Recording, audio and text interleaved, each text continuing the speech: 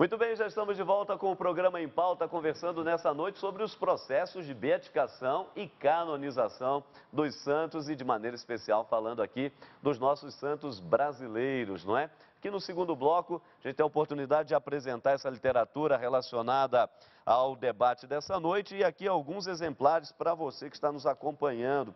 Livro bonito, O que Dizem os Santos.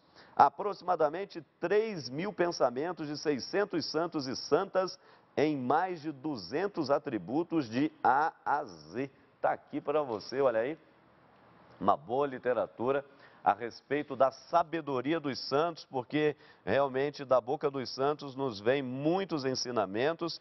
E aqui um livro eminentemente jovem, do nosso querido Adriano Gonçalves, inclusive dia 26, hein, tem um encontro aqui do Adriano Gonçalves na Canção Nova Minas, um evento relacionado à Semana Missionária que vai acontecer aqui também na Arquidiocese, em preparação à Jornada Mundial da Juventude. Então tá aí, Santos de Calça Jeans, né, é a linguagem do saudoso Papa João Paulo II e que o Adriano captou muito bem. Pela editora Canção Nova, aqui pela editora Vozes, rogai ao Senhor da Messe. Se a igreja precisa de santos, não é? Nós precisamos rezar para que eles também venham. E em todas as áreas, né? A igreja precisa de pessoas santas no matrimônio, pessoas santas no sacerdócio, pessoas santas na diaconato, pessoas santas, enfim, nas várias frentes, porque realmente precisamos de operários para levar a boa nova, não é verdade? Aqui um livro do Frei Alberto Becoiser, da Ordem dos Frades Menores, um grande liturgista do nosso Brasil. Nós já tivemos o privilégio de fazer uma vez um programa com ele lá em Petrópolis, não foi isso, Frei Moço? Uma maravilha.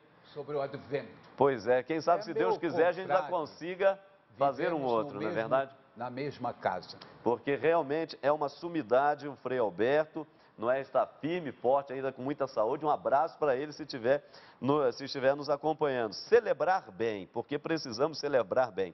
E aqui todos os lançamentos da Canção Nova, que você já tem acompanhado nos nossos programas. Padre Raniero Cantar a Missa, o Espírito Santo, Princípio de Vida Nova, para o Jovem PHN, do livro do Dunga, Levanta-te e Anda, do Emanuel Stênio, o Desafio de Chegar até o Fim, então um livro na linha jovem para perseverança.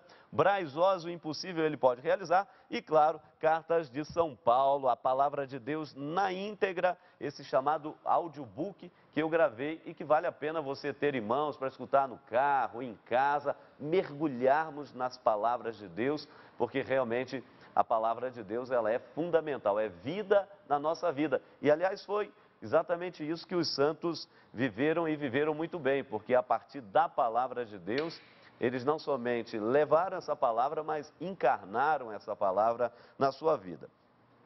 Se você quiser ter acesso a todos esses produtos, basta ir na internet, né, acessando o site da Editora Vozes, editoravozes.com.br. Além disso, também há o endereço da Canção Nova, basta acessar a nossa loja, que você já sabe o endereço, loja.cançãonova.com, ou ligar para a nossa central em Cachoeira Paulista, 0 operadora 12 3186 2600, são os produtos Canção Nova, produtos Vozes para você aqui no nosso programa Em Pauta.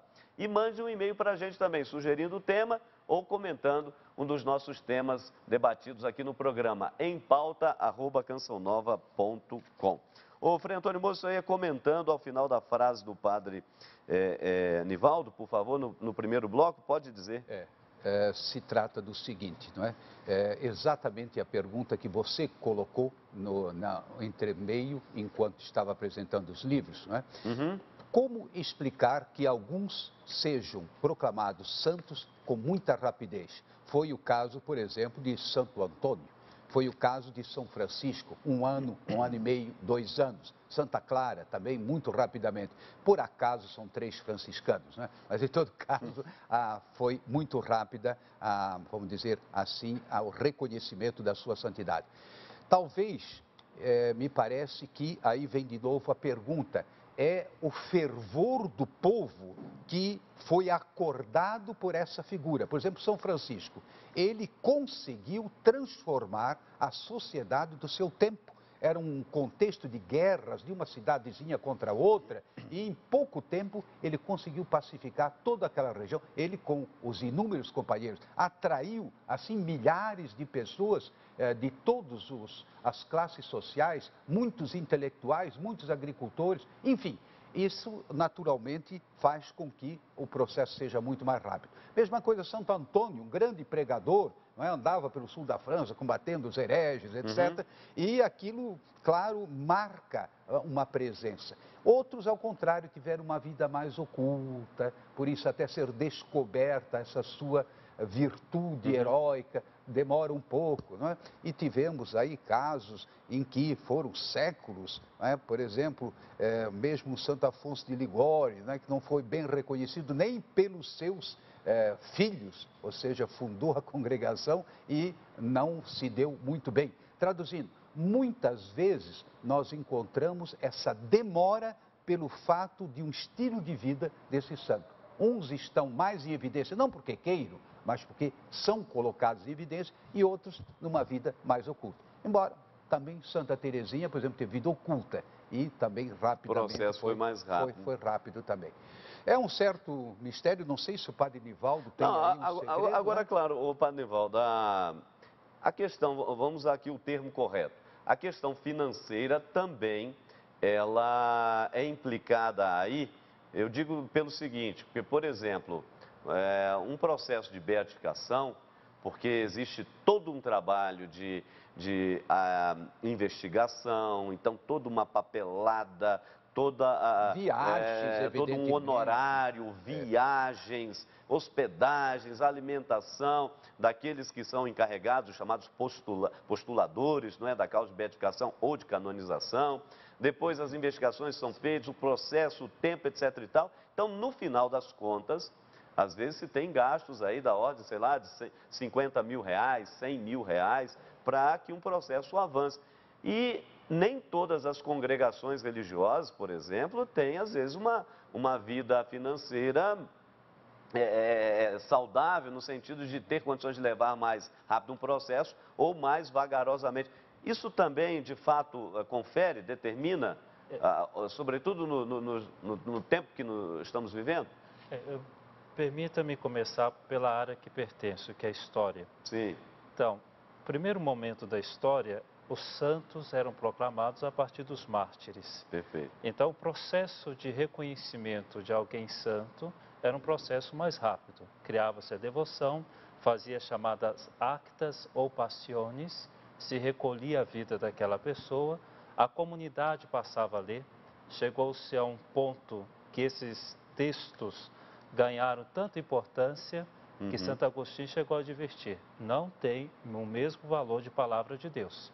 Palavra de Deus é uma coisa, actas e paixões é outra coisa. Correto. Então esse foi o primeiro momento histórico. O segundo momento histórico, depois de Constantino 313, que agora estamos aí no 1700 anos, depois de Constantino, como perceber que alguém é santo não sendo martirizado? E aí abriu na geografia, que é a ciência que trata dos santos do ponto de vista histórico, abriu-se na geografia toda a questão lendária, as lendas em torno dos santos, fatos maravilhosos. O próprio Francisco tem o problema do I Fioretti, né, as histórias que se contam de São Francisco, enfim. Então abriu-se um processo exagerado de evidenciar algumas coisas miraculosas da vida do santo. E aí então, um outro momento que a igreja, até por causa do choque do século XVI, com a ruptura da igreja no protestantismo, a igreja católica, Perfeito. abre um processo mais rígido. Então, a partir de 1588, a congregação, século XVIII, toda a compilação. Então, a demora se estabelece também por causa disso, uma nova legislação a partir do século XVI. Uma outra coisa importante, a demora também pode ser por questão financeira. A congregação atualmente exige que para cada causa os promotores abram uma conta. E esse dinheiro é para sustentar a causa. Perfeito. Eles se preocupam em que, abrindo uma causa, ela seja interrompida, por falta de um cuidado de que aquela causa vá para frente.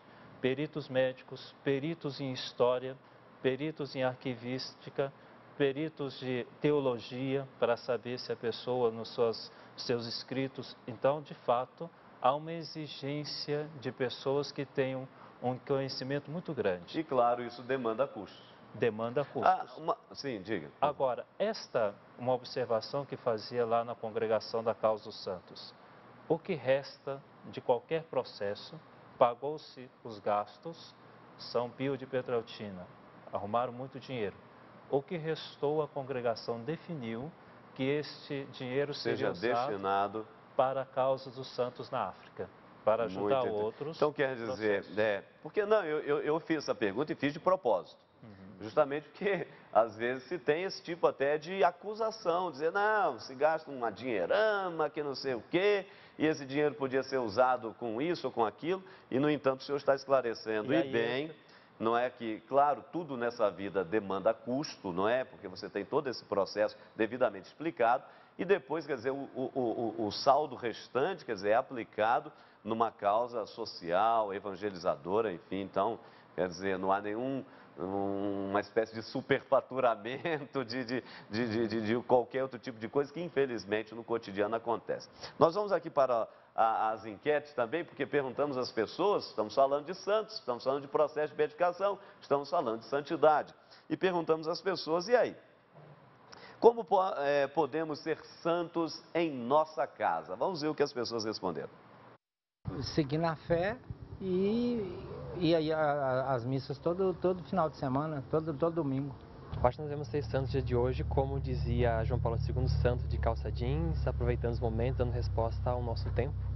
Ser santo é viver em casa, viver a sua vida normal, sua vida esportiva, mas também dando testemunho aonde quer que esteja. É ter um bom exemplo de vida também, não só um exemplo de vida, mas também não só falarmos só das coisas, mas sim praticar as boas obras, mostrando um bom exemplo e fazer aquilo que é bom para a sociedade e para o próximo. É ser cristão. O cristão, como Karl Rahner fala, é a reconfiguração da humanidade.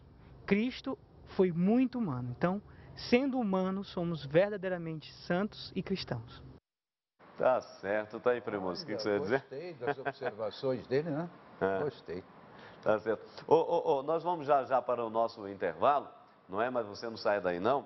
Queremos falar ainda um pouco sobre a questão da beatificação da Inhaxica. Antes, porém, fazer isso no terceiro bloco, rapidamente aqui falarmos sobre esse caso curioso que no Brasil nós também estamos começando a contemplar, que é o caso da Odetinha, essa criança de 9 anos, e que depois de algum tempo, agora o processo é instaurado e ela, então, possivelmente aí concorrerá para, não é finalmente dadas as investigações, subir à glória dos altares. Frei Antônio Moser, essa questão criança, mas as crianças também podem viver, não é, a santidade, podem ser consideradas santas, são capazes já numa tenra idade de fazer essa conexão de céu e terra, de bem, de mal, de justiça, de bondade, enfim. E aí? Eu confesso que me fiz essa pergunta e a minha tendência seria dizer não. Canonizar uma criança, imagina, né? Mas depois, olhando bem, Jesus canonizou as crianças, né? Delas é o reino dos céus. Então já comecei a pensar de uma maneira um pouco diferente. E depois aí, evidentemente, as virtudes heróicas, né? Isso também é um pouco relativo. Tem gente que tem mais força, tem gente que tem menos força, nem por isso deixa de ter, digamos, o heroísmo.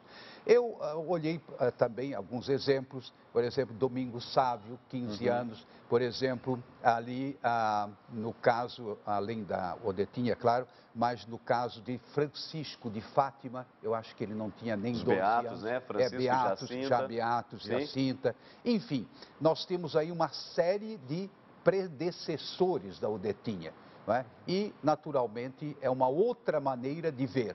Mas uma criança, hoje, não é? A Odetinha já é de 1939, se não me engano, né? Hoje, é uma criança, rapidamente, ela tem um certo discernimento do que é bom, do que não é bom, mas no caso da Odetinha, o que mais chama atenção é aquela espontaneidade da oração e a espontaneidade da caridade, não é? Dividir com os pobres. Então, isso é que chama atenção. Isso é uma virtude heróica, não é? Considerando que ela era pequenina. Né? Se fosse um adulto, se exigiria muito mais.